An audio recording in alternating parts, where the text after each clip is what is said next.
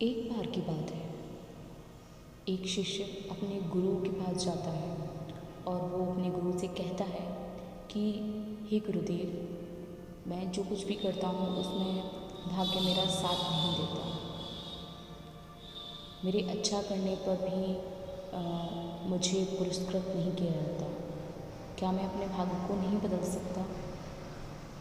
इस पर गुरुदेव मुस्कुराते हुए कहते हैं, जो लोग आलसी होकर भाग्य के भरोसे बैठे रहते हैं और अकर्मण्यता के कारण भाग्य को ही सब कुछ मानते हैं, उन्हें प्रेरणा देने हेतु महाभारत में एक ज्ञानवर्धक वार्ता आती है, जो मैं तुम्हें सुनाता हूँ। सुनो बस। एक बार युधिष्ठिर ने भीष्म पितामह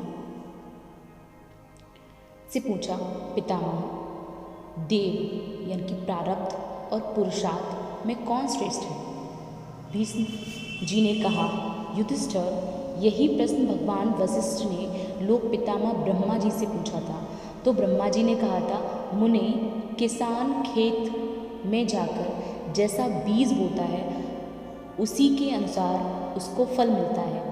इसी प्रकार पुण्य या पाप जैसा कर्म किया जाता है वैसा ही फल मिलता है। जैसे खेत में बीज बोए बिना वह फल नहीं दे सकता, उसी प्रकार देव भी पुरुषार्थ के बिना सिद्ध नहीं हो सकता। पुरुषार्थी मनुष्य सर्वर्थ प्रतिष्ठा पाता है, परंतु जो अकर्मण्य है यानी कि जो कर्म नहीं करता है वह सम्मान से भ्रष्ट होकर घाव पर नमक छिड़कने के समान असह्य दुख भोगता है। नक्षत्र, देवता, नाग, यक्ष, चंद्रमा, सूर्य और वायु आदि सभी पुरुषार्थ करके ही मनुष्य लोक से देवलोक में गए। जो पुरुषार्थ नहीं करते वे धन, मित्र वर्ग, ऐश्वर्य, उत्तम कुल तथा दुर्लभ लक्ष्मी का उपयोग भी नहीं कर सकते। देवताओं में भी जो इंद्रादि के स्थान पर है वह अनित्य देखे जाते हैं। पुण्य कर्म के बिना देव कैसे स्थिर रहेगा, पुरुषार्थ कैसे स्थिर रहेगा और कैसे वह दूसरों को स्थिर रख सकेगा?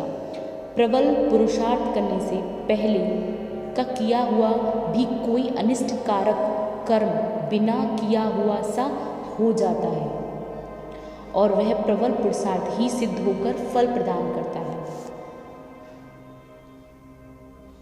न च फलति विकर्मा जीवलोके न देवं व्यपन्यति विमार्गे नास्ति देवी प्रवृत्तम् गुरुमेव कृत्य गृहं क्रमशयति देवं नियति पुरस्कार संचित शस्त्र तत्र। इस जीव जगत में उद्योगहीन मनुष्य कभी फूलता फलता नहीं दिखाई देता। देव में इतनी शक्ति नहीं है कि वह उसे कुमार्ग से हटाकर मार्ग पर ला सके। जैसे शिष्य को गुरु आगे करके स्वयं उनके पीछे चलता है, उसी तरह देव यानी कि भाग्य पुरुषार्थ को ही आगे करके स्वयं उसके पीछे चलता है।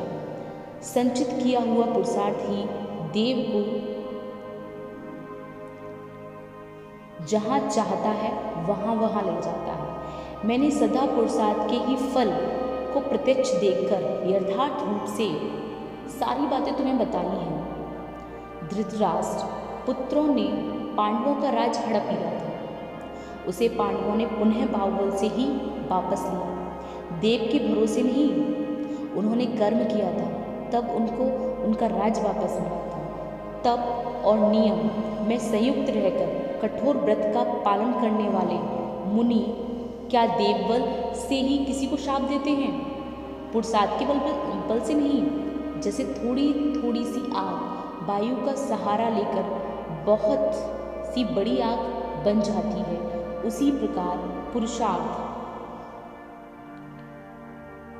का सहारा पाकर देव का बल विशेष बढ़ जाता है। जैसे तेल समाप्त हो जाने से दीपक बुझ जाता है,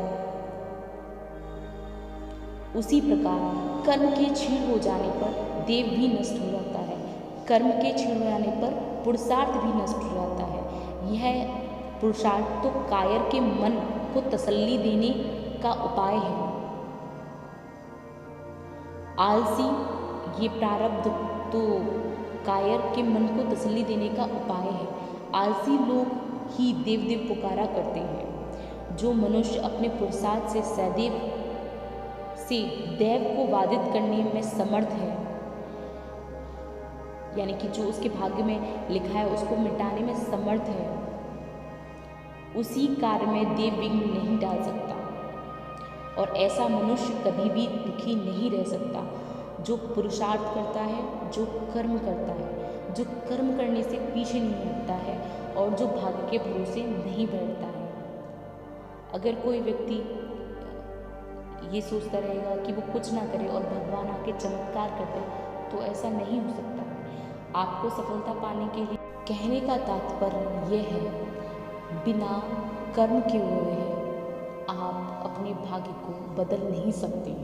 अगर आप अपने भाग्य को बदलना चाहते हैं तो प्रबल पुरुषार्थ कीजिए, दूसरों की सहायता कीजिए, कर्म करने से पीछे हटिए नहीं।